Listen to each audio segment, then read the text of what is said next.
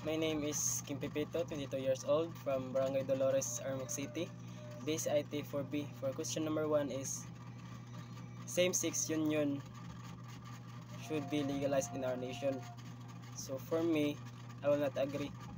It's a no for me, because same-sex union could open a new door, conventional marriage form, and it's more likely na you disrespect the purpose of God, why He created a woman for a man, why He gave a partner a woman, if it's okay to have a man or same sex.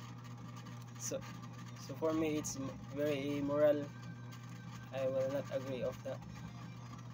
And also, what would be the possibly think, what would be the child think if makita na nila nga action, okay, it's okay na pala nga yan na same sex, then more like ma-convince ng uban, then mga na ulti kadaghan na mga ilabuhaton kay mama ila nakita mga ila na-learn. So it's enough for me. So number 2 is abortion. Abortion is it's okay to be legalized in our country.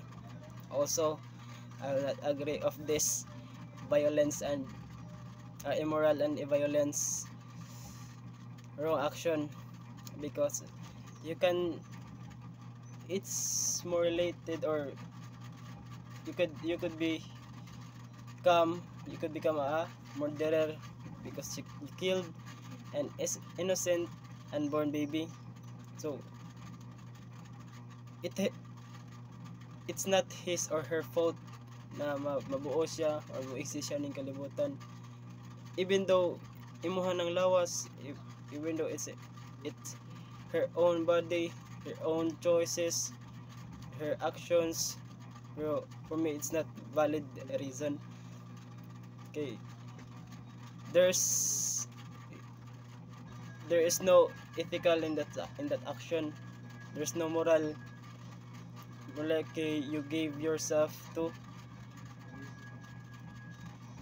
bad things, or mga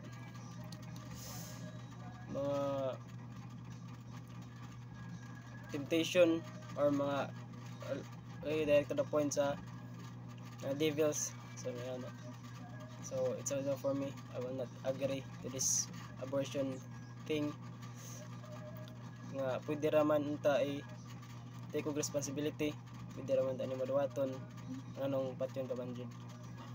So I will not agree about this.